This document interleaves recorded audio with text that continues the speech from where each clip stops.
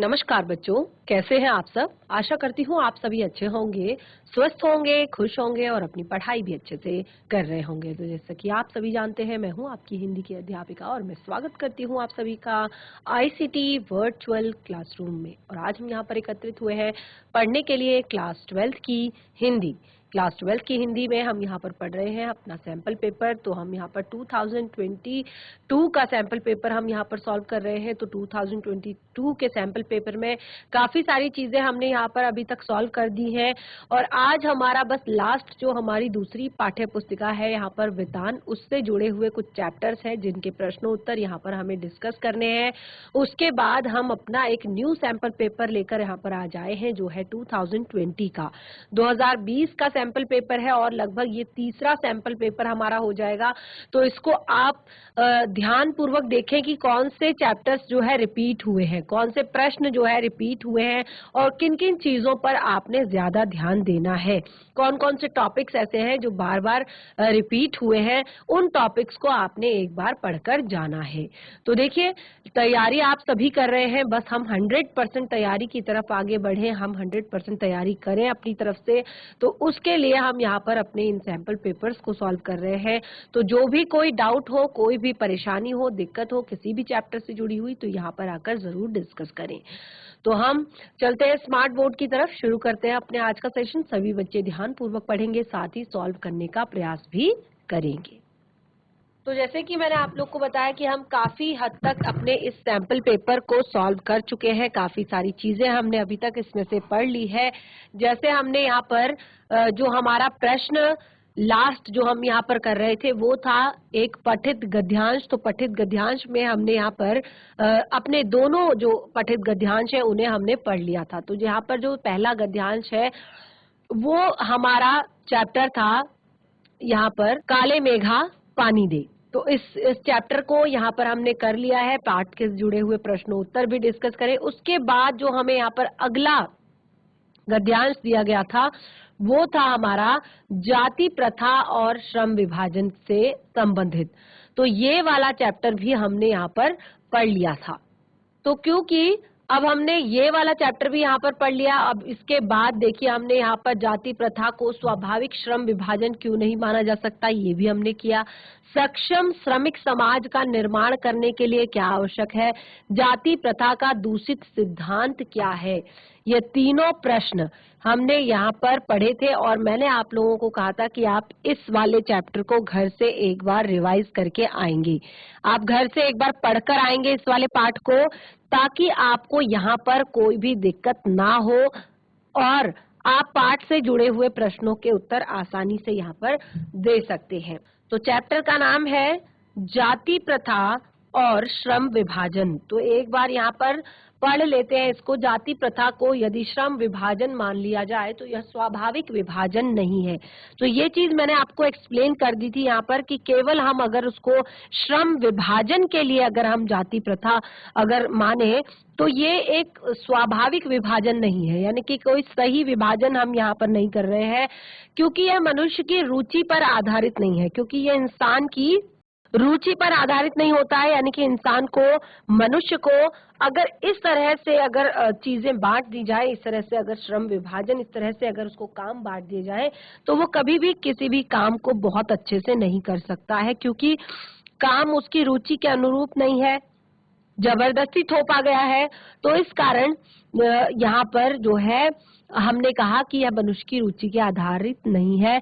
कुशल व्यक्ति या सक्षम श्रमिक समाज का निर्माण करने के लिए आवश्यक है कि हम व्यक्तियों की क्षमता इस सीमा तक विकसित करें। यानी कि अगर आपको एक अच्छा कुशल व्यक्ति या सक्षम श्रमिक समाज चाहिए तो आपको आवश्यक है कि आप व्यक्तियों की क्षमता का विकास करें, ना कि आप उनका विभाजन करें। आप व्यक्तियों की क्षमता को बढ़ाएं, उनकी ताकत को बढ़ाएं। कैसे आप उनकी क्षमता को विकसित कर सकते हैं वो सोचें, और ये सोचें कि वो अपना पेशा या अपना कार्य स्वयं चुन सके। स्कूल की बात मैं करती हूँ कि स्कूल में आजकल आप देखेंगे कौशल विकास पर भी जोर दिया जा रहा है, यानी कि बचपन से ही बच्चों को जरूरी नहीं कि उसको सपना दिखाया जाए कि वो बड़ा होकर डॉक्टर बनेगा या बड़ा होकर इंजीनियर बनेगा, क्योंकि हर एक बच्चे का जो आईक्यू लेवल होता है, हर एक बच्चे की जो बुद्धिमत्ता होती है, हर एक बच्चे की जो बुद्धि लब्धि होती है, वो अलग अलग होती है। यानी कि उसको वो उतना ही आप चाहे कितना भी उसको पढ़ाए, कितना भी ज्यादा उसको फोर्स करे, वो उतना ही अपने अंदर ग्रहण कर पाएगा जितनी उसकी क्षमता होगी। तो उसी के आधार पर जरूरी नहीं कि आप हर एक को सपना दिखाएं कि वो डॉक्टर बने, हर एक को सपना दिखाएं कि वो इंजीनियर बने, हर एक को सपना दिखाएं कि वो आईएएस पीसीएस ऑफिसर बने। तो यहाँ पर और जरूरी नहीं कि हर एक बच्चा जो बढ़ई है वो बढ़ई बने, जो लोहार है वो लोहार बने, जो सुनार है वो सुनार बने। हर एक व्यक्ति को उसकी रुचि के अनुसार कि उसके अंदर उसका वो अपने इंटरेस्ट के अकॉर्डिंग, अगर उसको डिजाइनिंग करनी है, अगर उसको गहने ही डिजाइन करने, तो वो अपने मन से वो कर सकता है इस काम को। अगर उसको फैशन डिजाइनिंग करनी है तो वो उस काम को कर सकता है, या उसको सिंगिंग करनी है तो वो उस काम को कर सकता है, या उसको फुटबॉलर बनना है तो वो उस काम को कर सकता है। तो ऐसी क्षमता हमने व्यक्ति के अंदर विकसित करनी है कि वो अपना पेशा, अपने कार्य को खुद चुन सके, रुचि के अनुसार काम करेगा तो काम अच्छा भी होगा और समय पर भी होगा, सटीक भी होगा। इस सिद्धांत के विपरीत जाति प्रथा का दूसरा सिद्धांत यह है कि इससे मनुष्य के प्रशिक्षित अथवा उससे निजी क्षमता का विचार किए बिना दूसरे ही दृष्टिकोण से, जैसे कि माता पिता के सामाजिक स्तर के अनुसार या पहले से ही गर्भधारण के समय से ही मनुष्य का पेशा निर्धारित कर दिया जाता है। तो जाति प्रथा का एक दूषित सिद्धांत यह है कि यहाँ पर मनुष्य के प्रशिक्षण, यानी कि उसने इस चीज की ट्रेनिंग ली भी है या नहीं, उसको इस चीज का प्रशिक्षण है भी या नहीं, या उसकी निजी क्षमता इस लायक है या नहीं, इन सब चीजों का विचार किए बिना दूसरे ही दृष्टिकोण से कि इसके माता पिता ये है, ये इसके माता पिता का सामाजिक स्तर ये है, इसके माता पिता का लेवल ये है, या गर्भधारण से पहले से ही कि मेरा बच्चा तो डॉक्टर ही बनेगा, मेरा बच्चा तो इंजीनियर ही बनेगा, या मेरा बच्चा तो पीसीएस ऑफिसर ही बनेगा, ये सारी बातें पहले से ही तय कर दी जाती हैं। या ये राजा है तो इसका ये आगे इस राज्य का एक तरह से कुलदीपक बनेगा, इस राज्य का राजकुमार बनेगा, यानी कि जो पिता की विरासत है वो उसको, पिता की जो संपत्ति है वो उसको विरासत के रूप में मिल जाएगी। तो ये सारी चीजें हैं एक जाति प्रथा के एक दूषित सिद्धांत, इनको हम कह सकते हैं। तो देखिए यहाँ पर हमने बहुत अच्छे से छोटा सा ये टॉपिक पढ़ा, समझने के लिए काफी बड़ा है, काफी अच्छा है और काफी कुछ ये चैप्टर हमें सिखा भी रहा है। तो अगर कोई भी डाउट होता है, कोई भी दिक्कत परेशानी होती है तो जरूर आप बताएं। और वैसे मैंने चैप्टर आप लोगों को घर से पढ़कर आने के लिए कहा था। अब यहाँ पर केवल 3 प्रश्न हैं और मुझे लगता है आसानी से आप लोग तीनों प्रश्नों के उत्तर दे सकते हैं। जाति प्रथा को स्वाभाविक श्रम विभाजन क्यों नहीं माना जाता? सक्षम श्रमिक समाज का निर्माण करने के लिए क्या आवश्यक है? जाति प्रथा का दूषित सिद्धांत क्या है? ये आप तीनों आसानी से कर सकते हैं अब, क्योंकि हमने यहाँ पर इसको पढ़ लिया है, बहुत अच्छे से समझ लिया है। अगला जो हमारा प्रश्न है, प्रश्न 9, ये हमारी दूसरी बुक, यानी कि तो हमारी बुक है उससे हमारा ये लिया गया है। तो देखिए यहाँ पर आपको 3 प्रश्न दिए गए हैं, यहाँ पर आपको 3 प्रश्न दिए गए हैं, तीनों में से केवल आपने 2 प्रश्नों के उत्तर देने हैं। देखिए आरोह से लिया गया है और ये चैप्टर आप देख सकते हैं 3 नंबर का आपका एक प्रश्न है, 2 प्रश्न आपने हल करने हैं, यानी कि 6 नंबर। तो पहला है भक्तन का वास्तविक नाम क्या था और वह लोगों से अपना वास्तविक नाम क्यों छिपाती थी? तो देखिए ये जो आपका चैप्टर है ये है क्लास 12th की आरोह पाठ्य पुस्तिका भाग 2 का भक्तन। ठीक है, तो इसमें आपने पूरा महादेवी वर्मा जी द्वारा लिखा गया ये पूरा चैप्टर आपने पढ़ा और आपने इसमें देखा कि किस तरह से जो भक्तन है, ठीक है, जो भक्तन है वो किस तरह से अपना वास्तविक नाम, ठीक है, वास्तविक नाम अपना छिपाती है और उसका वास्तविक नाम जो है वो लक्ष्मी है। क्या है? भक्तन का वास्तविक नाम लक्ष्मी है, लेकिन वो लोगों से अपना वास्तविक नाम छिपाती है। क्यों? क्योंकि जो भक्तन है उसका मानना है कि नाम के अनुसार, यानी कि जैसा नाम उसका है तो नाम के अनुसार उसमें कोई भी गुण नहीं है, क्योंकि लक्ष्मी का अर्थ होता है साक्षात माता लक्ष्मी, जिसके पास किसी चीज की कमी ना हो, कोई चीज ऐसी ना हो कि जिसके लिए वो तरसे या जिसके लिए वो परेशान हो। लेकिन यहाँ जो भक्तन का जीवन है वो बहुत ही बुरी तरह से, एक तरह से अब वो टूट चुकी है, अब वो समाप्त हो चुकी है। तो वो जब जाती है शहर, तो शहर जब वो जाती है महादेवी वर्मा जी के घर पर वो काम करती है, तो वहां पर वो अपना नाम एक तरह से लक्ष्मण बताती है और वो कहती है कि आप इस बात को किसी को बताना मत कि मेरा नाम लक्ष्मी है या मेरा नाम लक्ष्मण है, क्योंकि वो कहती है कि जो मेरा व्यक्तित्व है वो मेरे नाम से कहीं से भी मैच नहीं करता, यानी कि मेरा जो जीवन है वो मेरे एक तरह से किसी भी इस नाम पर बिल्कुल फिट नहीं बैठता, क्योंकि मेरा जो जीवन है वो एक तरह से बहुत परेशानियों और बहुत दुख और बहुत कष्ट से भरा हुआ है। यानी कि मैंने अपने जीवन में अभी तक बहुत अच्छा, बहुत बड़ा सुख जो है वो नहीं प्राप्त किया है। तो यहाँ पर वो कहती है कि मेरा वास्तविक नाम जो है मेरी स्थिति पर शोभा नहीं देता, इसीलिए वो अपना वास्तविक नाम सबसे छिपाती है। बाजारूपन से क्या तात्पर्य है और बाजार की सार्थकता किसमें है? बाजारूपन से क्या तात्पर्य है और बाजार की सार्थकता किसमें है? तो देखिए, ये जो आपका चैप्टर है बहुत ही ज्यादा इंटरेस्टिंग है और लास्ट सेशन में मैंने आप लोगों से इसको रिवाइज करने के लिए कहा था, इसको एक बार घर से पढ़कर आने को कहा था, क्योंकि ये चैप्टर जो है बहुत ही ज्यादा महत्वपूर्ण है, बहुत ही ज्यादा महत्वपूर्ण है। तो देखिए, ये चैप्टर बाजारूपन से क्या तात्पर्य है और बाजार की सार्थकता किसमें है। देखिए, जो बाजारूपन है उसका अर्थ यहाँ पर है कि जो बाजार की एक तरह से, जो बाजार हमें, बाजार की जो चकाचौंध है वो हमें किस तरह से अपने आप में समेटने की कोशिश करती है कि हमें लगता है हम ये भी खरीद लें, वो भी खरीद लें, वो भी खरीद लें, वो भी खरीद लें, और आधे से ज्यादा चीजें क्या होती हैं, आधे से ज्यादा चीजें बेकार होती हैं। लेकिन हम उनको लेकर आते हैं घर पर ये सोचकर कि हम बाजार गए थे, हम मेले में गए थे, और कई बार इतने सारे कपड़े अलग अलग तरह के, अलग अलग डिजाइन के, अलग अलग तरह की एक तरह से कटिंग के, तो वो बाजार में आ रहे हैं, वो मार्केट में आ रहे हैं, और वो लोगों को इस तरह से अलग अलग तरह से रिझाने का और एक तरह से लोगों को अपनी ओर आकर्षित करने का विचार एक तरह से कर रहे हैं। तो बाजार की सार्थकता जो है वो इसी में है कि जिसको जरूरत है, यानी कि जरूरतमंद की मदद करे, जरूरतमंद के काम आए, समय पे उसके काम आए और उसकी हेल्प कर पाए। तो इस तरह से देखिए, हमने यहाँ पर दो जो अपने प्रश्न हैं और आप देख सकते हैं अलग अलग चैप्टर से ये दोनों प्रश्न लिए गए हैं। अगला है आपका प्रश्न 3, नमक की पुड़िया ले जाने के संबंध में साफिया के मन में क्या द्वंद था? कि नमक की पुड़िया ले जाते समय साफिया के मन में क्या द्वंद था?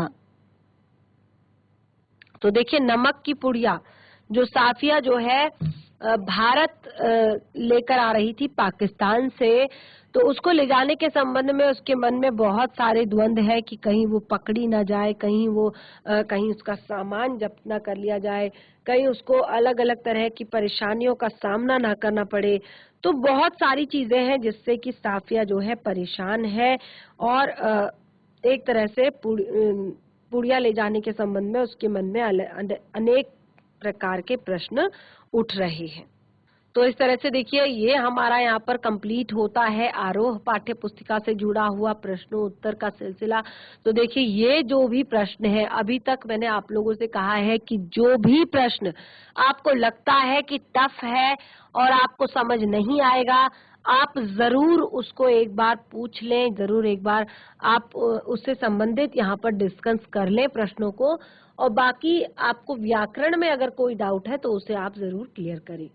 तो अगला है यहाँ पर प्रश्न 10, निम्नलिखित में से किन्हीं दो के उत्तर दीजिए। ये भी आपका प्रश्न 10 जो है, ये भी यहाँ पर आपको 3 प्रश्न दिए गए हैं और तीनों में से केवल आपको 2 प्रश्न करने हैं, और 2 प्रश्न यानी कि आपका 2 नंबर का एक प्रश्न है, यानी कि ये दोनों प्रश्न आपके 4 नंबर के होते हैं। तो चलिए स्टार्ट करते हैं अपनी वेतान पाठ्य पुस्तिका से जुड़े हुए। अपने परिवार की किन बातों को यशोधर बाबू अनुचित समझते थे? अपने परिवार की किन बातों को यशोधर बाबू अनुचित समझते थे?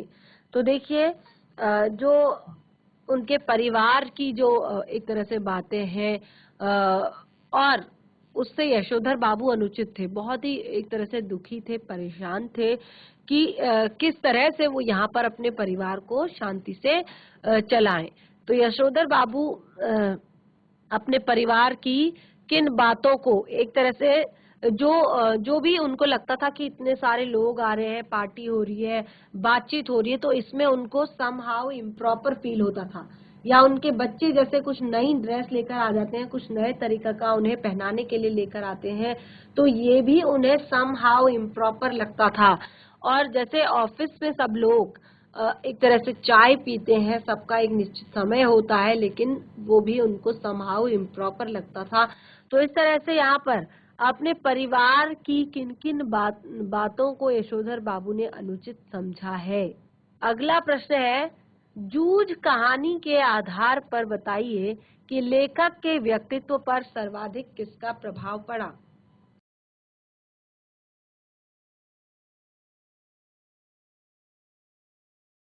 तो देखिए यहाँ पर जूझ कहानी के आधार पर बताइए कि लेखक के व्यक्तित्व पर सर्वाधिक किसका प्रभाव पड़ा। तो जो जूझ कहानी है उसमें लेखक के व्यक्तित्व पर सर्वाधिक प्रभाव पड़ा उनके जो टीचर थे, जो उनके टीचर थे उन्होंने उनको बहुत ज्यादा सपोर्ट किया। वो बिल्कुल एक तरह से अपने टीचर की तरह बनना चाहते थे, अपने टीचर की तरह कविताएं लिखते थे, अपने टीचर की तरह पढ़ना चाहते थे और बहुत अच्छे से वो आगे बढ़ना चाहते थे।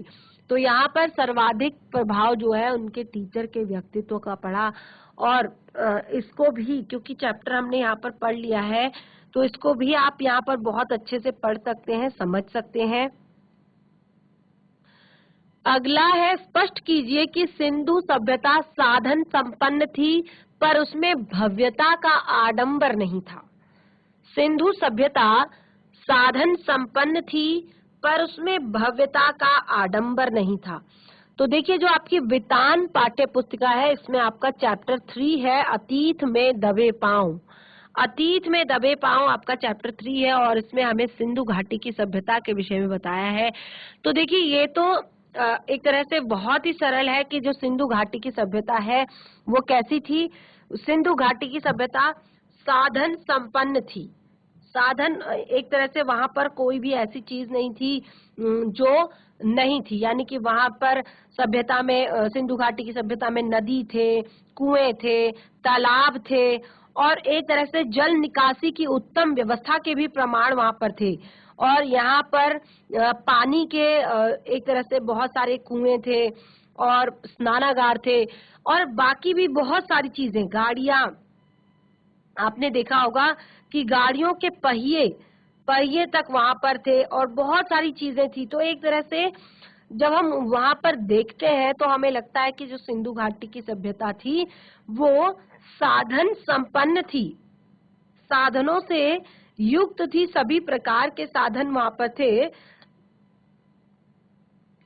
लेकिन भव्यता का आडंबर नहीं था। जैसे कि इसमें सारी चीजें थी तो उस टाइम पे कोई भव्यता का आडंबर नहीं था, लोग बहुत बड़ा कोई दिखावा किसी के अंदर नहीं था, सब अपनी तरह से अपनी एक तरह से नीड्स, अपनी आवश्यकताओं के हिसाब से लोग काम करते थे। जब खुदाई हुई तो उसमें साफ साफ पता चला कि कहीं पर कोई भव्यता नहीं दिखाई गई है, बिल्कुल सिंपल जीवन था, लेकिन जो साधन संपन्न जीवन शैली उनकी थी। अगला प्रश्न है, देखिए फिर से, सिल्वर वेडिंग कहानी को व्यक्त कीजिए। 5 नंबर का प्रश्न है, 5 नंबर का प्रश्न है और देखिए ये आपने एक्सप्लेन करना है। सिल्वर वेडिंग कहानी का संदेश व्यक्त कीजिए। तो यहाँ पर आपने सिल्वर वेडिंग कहानी का एक तरह से संदेश व्यक्त करना है कि क्या कहा गया है, जो सिल्वर वेडिंग स्टोरी है। उसके बाद देखिए इसी के ऑप्शन में आपको यहाँ पर दिया गया है जूझ। जूझ कहानी के शीर्षक के औचित्य पर अपने विचार व्यक्त कीजिए। तो देखिए जूझ, जैसे आप देख सकते हैं कि जितना ज्यादा मेहनत, जितनी ज्यादा परिश्रम, जितना ज्यादा लगन से वहां पर जो व्यक्ति है, जूझ कहानी में जो कहानी व्यक्ति है, तो उन्होंने बहुत अच्छे से पढ़ाई करी, बहुत मेहनत करी, बहुत एक तरह से अपनी तरह से हर तरह की कोशिश उन्होंने की, हर तरह से अपने आप को एक तरह से मजबूत बनाने के लिए, अपने आप को ज्ञानवान बनाने के लिए बहुत सारे काम उन्होंने किए। तो यहाँ पर आप अपने ये जो शीर्षक है इसका औचित्य अपने शब्दों में व्यक्त करना है। तो बिल्कुल साफ साफ स्पष्ट तौर पर कर सकते हैं कि जो जूझ कहानी है इसका जो शीर्षक है ये एक तरह से अपने आप में एक विचार है, यानी कि जूझ, जूझ यानी कि बहुत ज्यादा मेहनत करना, बहुत जूझना, बहुत लगन से, बहुत दिल से काम करना। तो यहाँ पर शीर्षक के औचित्य पर अपना विचार दीजिए। तो क्या ये शीर्षक उचित है? तो आप बताएंगे कि हाँ ये शीर्षक जो है उचित है। तो इस तरह से देखिए हमने एक आपका जो खंड है यहाँ पर प्रश्न 3 तक का वो हमने कर लिया है और आप आसानी काफी चीजों को समझ पा रहे होंगे। कोई भी डाउट, कोई भी दिक्कत, परेशानी अगर यहाँ पर होती है तो जरूर क्लियर करें। अभी आपके एग्जाम आने वाले हैं, कोई भी परेशानी, कोई भी डाउट अगर आपको लगता है तो आप जरूर क्लियर करें। आगे बढ़ेंगे। अब देखिए हमने यहाँ पर इसको पढ़ लिया है, कंप्लीट कर लिया है। तो आगे हम यहाँ पर बढ़ेंगे अपने दूसरे सैंपल पेपर की तरफ। जो हमारा दूसरा सैंपल पेपर है ये है हमारा 2020 का, 2020 का। देखिए हमने 2023 का पढ़ लिया, 2021 का पढ़ लिया, 2023 का पढ़ लिया, 2022 का पढ़ लिया। अब हम 2028 का यहाँ पर हम पढ़ेंगे, 20 का हम यहाँ पर पढ़ेंगे।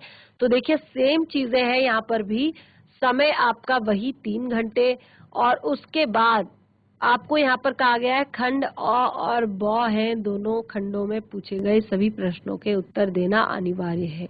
प्रश्नों के उत्तर यथासंभव और क्रमवार दीजिए। तो बिल्कुल इसमें भी आपका पहले की तरह, जैसे ही आपका पेपर स्टार्ट होता है, जैसे कि आपका पेपर शुरू होता है, तो आपको सबसे पहले यहाँ पर फिर से यही गद्यांश आपने एक पढ़ना है और उस गद्यांश को, ये आपका अपठित गद्यांश है, जो पहला प्रश्न है वो आपका हमेशा अपठित गद्यांश होगा।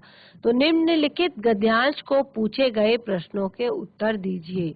निम्नलिखित गद्यांश को पढ़कर, आपने गद्यांश को पढ़कर पूछे गए प्रश्नों के उत्तर दीजिए। तो अब देखिए यहाँ पर आपने इस गद्यांश को पढ़ना है और ये गद्यांश आपका अपठित गद्यांश है, यानी कि ये आपने पहले नहीं पढ़ा है। तो एक बार इसको समझ लेते हैं। हिंदी साहित्य में शुद्ध साहित्य की दृष्टि से तुलसी और सूर तथा विषय के महत्व की दृष्टि से तुलसी और कबीर अद्वितीय है। ध्यान पूर्वक समझिएगा, ध्यान पूर्वक सुनिएगा। हिंदी साहित्य में शुद्ध साहित्य की दृष्टि से सूर और असुर विषय के महत्व की दृष्टि से तुलसी अधिक और कबीर अद्वितीय है। तो यहाँ पर देखिए उन्होंने कहा कि हिंदी साहित्य में हिंदी साहित्य की दृष्टि से तुलसी और सूर के विषय में महत्वपूर्ण की दृष्टि से तुलसी और कबीर अद्वितीय है, यानी कि महत्व एक तरह से है दोनों का, लेकिन दोनों में तुलसी और कबीर अद्वितीय है।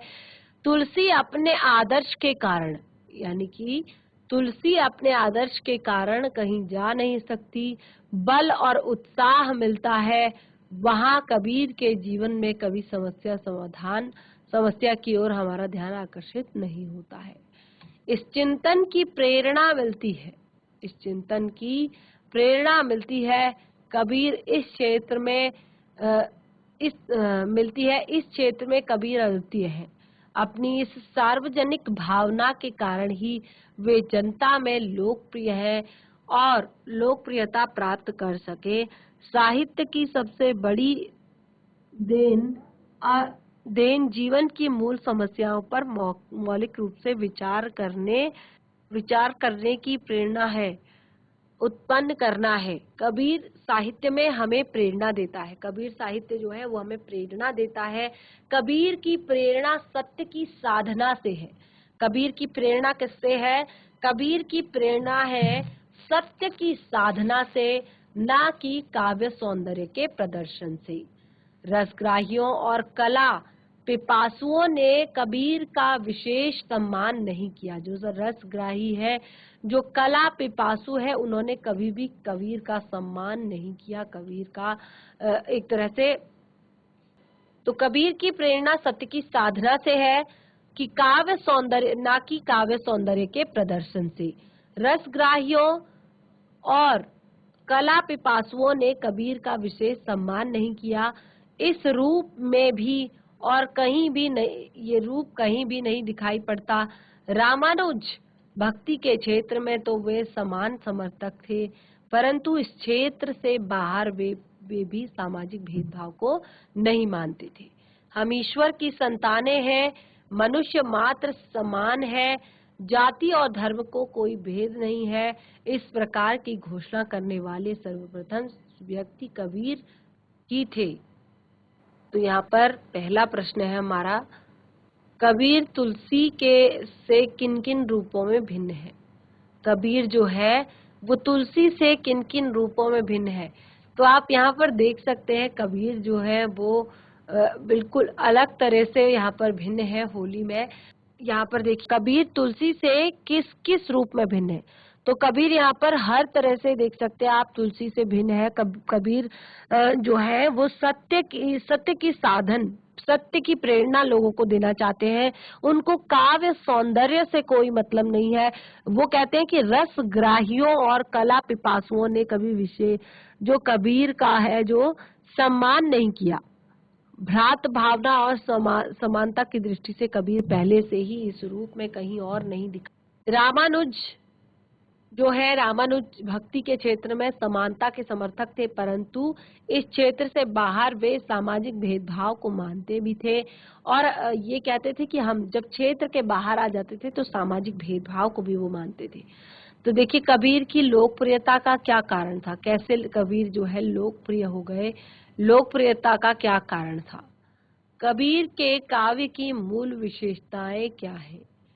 तो कबीर के काव्य की मूल विशेषताएं जो है वो कुछ इस प्रकार से है कि यहाँ पर हम आपको बताएंगे कि उनकी मूल विशेषताएं, उनके साहित्य की जो मूल विशेषताएं हैं, जो उनके साहित्य की मूल विशेषताएं हैं वो कुछ इस तरह से है कि वो काव्य सौंदर्य का प्रदर्शन नहीं करते थे, बल्कि सत्य साधना से वो प्रेरणा लेते थे। कबीर अपने गुरु रामानुज से किस प्रकार भिन्न थे? तो कबीर जो है वो अपने रामानुज गुरुजी से किस प्रकार भिन्न थे? तो देखिए कबीर जो है वो रामानुज से भिन्न थे, क्योंकि कबीर ने एक तरह से कभी भी यहाँ पर दिखावे की बात नहीं की, कहीं पर कोई एक तरह से इस तरह की बात नहीं की जो लोगों को जो लगे कि कबीर अपने गुरु से भिन्न है। तो देखिए यहाँ पर रामानुज भक्ति में समानता के समर्थक थे, वो समानता के समर्थक थे। कौन? यहाँ पर जो कबीर है वो समानता के समर्थक थे और भ्रात भावना और समानता की दृष्टि से कबीर पहले से ही इस रूप में कहीं और नहीं दिखाई दिए। कबीर अपने गुरु रामानुज से किस प्रकार भिन्न थे? उपयुक्त गद्यांश का उपयुक्त शीर्षक बताइए। देखिए एक छोटा सा प्रश्न है, लेकिन ये प्रश्न भी आपका यहाँ पर 3 नंबर में आया है, यानी कि 3 नंबर में आपने ये प्रश्न जो है करना है। उपयुक्त गद्यांश का उपर्युक्त गद्यांश का उपयुक्त शीर्षक बताइए। एक अच्छा जो उपयुक्त गद्यांश है उसका आपको एक उपयुक्त शीर्षक बताना है, तभी आपको यहाँ पर 3 नंबर मिलेंगे। तो देखिए अभी तक आपके यहाँ पर जितने भी प्रश्न हैं इनमें से सभी आपने प्रश्नों के उत्तर देने थे और आपने अभी तक, जैसे ऊपर हमने यहाँ पर 5 प्रश्न किए तो पांचों का आपने यहाँ पर जवाब दिया, लेकिन आगे यहाँ पर हम बाकी जो प्रश्न हैं, जिस तरह से अब आपका अगला प्रश्न है कि लगभग 200 शब्दों में निबंध लिखिए, किसी एक विषय पर 200 शब्दों में निबंध लिखिए। तो देखिए एक बहुत अच्छी बात यहाँ पर क्या की होती है, बात है कि ये जो सब टॉपिक्स यहाँ पर दिए हैं, यानी कि सबसे पहले राष्ट्र निर्माण और राजनीतिक दायित्व, इन सब चीजों को याद करना है, फिर उसके बाद आपने सोचना है कि नेक्स्ट क्या है। अगला है साहित्यिक विरासत। साहित्यिक विरासत या राष्ट्र भाषा का महत्व या सांप्रदायिक सौहार्द एवं विश्व शांति। सांप्रदायिक सौहार्द और विश्व शांति की जो बातें हैं वो यहाँ पर एक तरह से हो रही है। निम्नलिखित प्रश्नों के संक्षिप्त में उत्तर दीजिए। जनसंचार का सबसे नया माध्यम क्या है? बहुत ही सरल और बहुत ही इजी से, जो भी बच्चे बैठे हैं यहाँ पर, जो भी सुन रहे हैं, वो जरूर इस प्रश्न का उत्तर करें कि निम्नलिखित शब्दों में से निम्नलिखित प्रश्नों के संक्षिप्त उत्तर दीजिए। संक्षिप्त उत्तर यानी कि एक शब्द में आपने उत्तर देना है। जनसंचार का सबसे नया माध्यम क्या है? तो देखिए जनसंचार का जो सबसे नया माध्यम है, फिलहाल पहले से टीवी और समाचार पत्र जो है आते ही रहते हैं, लेकिन इंटरनेट ये जनसंचार का सबसे संक्षिप्त एक तरह से प्रश्न बन गया है और इसका आपने सही सही उत्तर ऊपर देना है। समाचार पत्र का महत्वपूर्ण प्रश्न कहलाता है। समाचार पत्र का महत्वपूर्ण प्रश्न कौन सा कहलाता है? 3 ऑप्शन दिए गए हैं, संपादन, विज्ञापन और फोटो पत्रकारिता। संपादकीय, फोटो पत्रकारिता और विज्ञापन। तो समाचार पत्र का सबसे महत्वपूर्ण प्रश्न होता है संपादकीय। ठीक है, अगला है निम्नलिखित में एक पत्रिका है, निम्नलिखित में से एक पत्रिका है अमर उजाला, इंडिया टुडे, दैनिक जागरण। तो पत्रिका होगी इंडिया टुडे।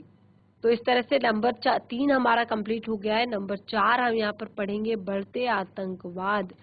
बढ़ते आतंकवाद की विभीषिका, बढ़ते आतंकवाद की विभीषिका अथवा युवा भारत पर लगभग 150 शब्दों में लेख लिखिए, आलेख लिखिए। तो देखिए यहाँ पर जो हमारा अगला टॉपिक है कि युवा भारत पर, भारत विषय पर लगभग 150। तो ये आपको फर्स्ट में ही मैंने सिखाया है, फर्स्ट जो हमारा सेशन हुआ था सैंपल पेपर का, उससे ही मैंने आपको बताया है। तो इस पर घर पर एक बार जरूर इसको रिवाइज कर लें।